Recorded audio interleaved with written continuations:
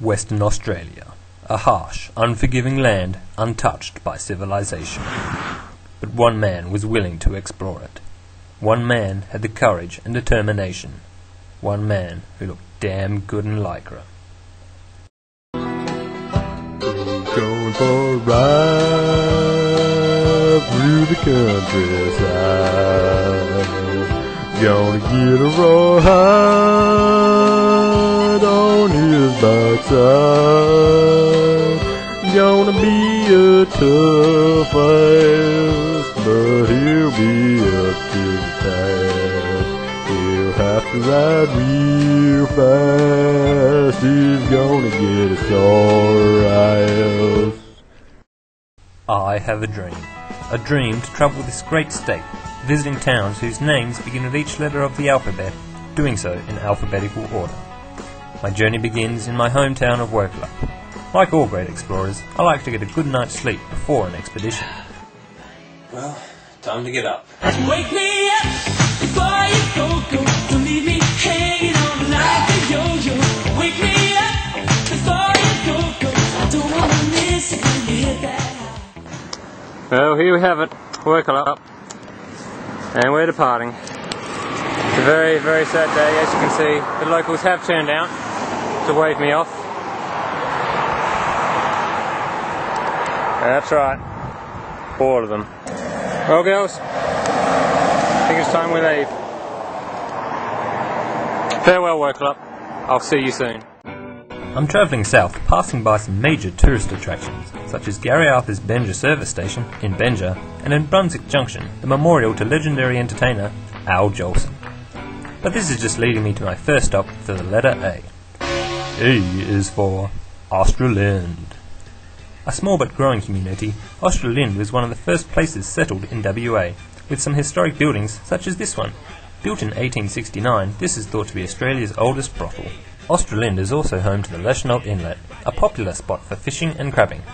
I got lucky and caught crabs, but I got rid of them before carrying on with my quest. Fortunately for me, close to Australind is a large population centre, the name of which begins with the letter B. That's right, Burracup. One of the top tourist attractions to visit while here in Burracup is the Cayambi Vineyard.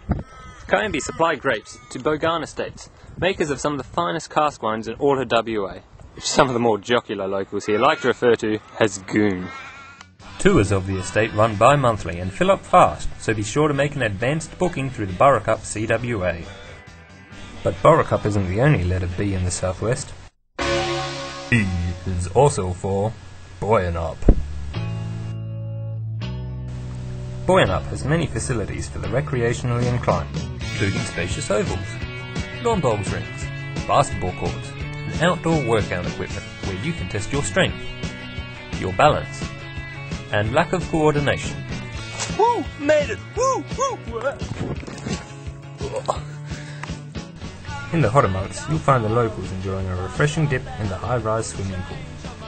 But Boyanup offers many other attractions, such as the Fetler Park Memorial to former council road worker Les Humphrey, depicted partaking in his daily 2-hour smoko break.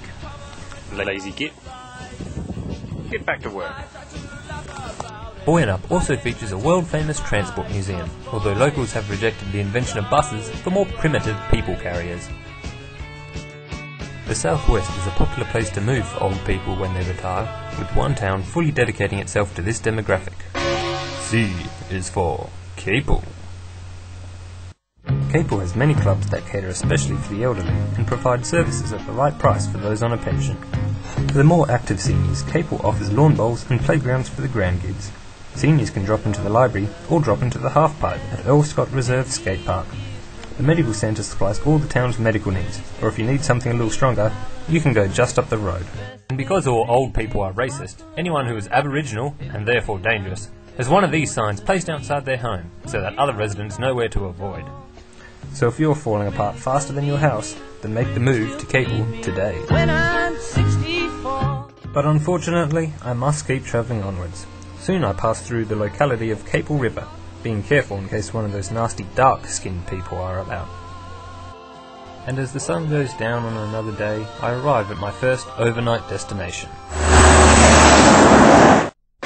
D is for Donnybrook. Donnybrook, or Brookdizzle as it is known on the streets, is a town obsessed with apples, from street decorations to business names to door-to-door apple salesmen. They even have an annual apple bobbing contest in the shallows of the Preston River. Social psychologists attribute this town-wide problem to an instance in the 1960s when the town's water supply was spiked with sodium pentothal, which happened to coincide with a mass marketing campaign for apples, led by local apple growers.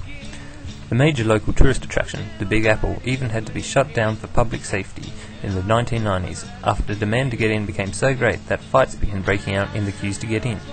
Tourism levels have been dropping off ever since. This is a major shame, as Donnybrook has one of the finest motels going about. Unfortunately, not all businesses set the same high standards. Make sure your car is in good working order before you come to Donnybrook, because the mechanics here come from a very dodgy family. But it's time to move to my next destination. E is for Eton. When Eton was founded in 1957, it was decided to give the town a name that would lend itself prestige and a positive image. For this reason, they named it after one of the top colleges in Britain. Unfortunately, they spelt the name incorrectly and the effect was lost, with the township from then on being confused as being part of the obesity problem, with the types of businesses most prevalent not helping to dispel this myth. Eton isn't all fatty boomers though. There is also the Collie River Estuary, a popular spot for fishing, and a historic hall, which features statues that from a distance look like giant penises. However, Eton is facing a drug crisis, with illicit substances easily available on the streets. For this reason, I decided to speed along to the letter F. F is for Ferguson. In recent years, there's been a push to make the Ferguson Valley the next Margaret River, a place for yuppie scum to go on the weekend to drink wine and waste money before returning to work, telling their friends that went down south to get back to nature and away from the rat race. Pricks. But Ferguson has failed in this attempt. Some blame neighbouring Dardanup, who are happy to get some of the Ferguson's tourists, while undermining their claims of greatness. But the true reason is probably the low-quality tourist attractions. I mean, seriously, playing golf with frisbees? And the feral beaver population doesn't help matters either. It's a good thing there's so much wine around. But the Ferguson wasn't always this way. The hall is one of the remaining symbols of Ferguson's boring and uneventful past.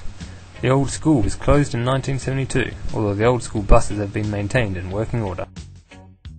Unfortunately, that is all the time we have this week, although I shall leave you with pictures of what is perhaps the strangest part of the Ferguson Valley, Gnomesville. Farewell, and remember, never buy a toaster from a leprechaun.